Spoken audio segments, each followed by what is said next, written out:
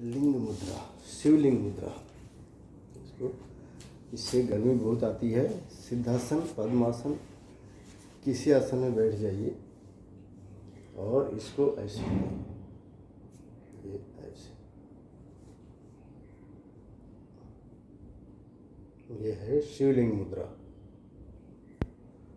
बायां अंगूठा ऊपर को रहेगा और इसको ऐसे पकड़ना, ये शिवलिंग मुद्रा।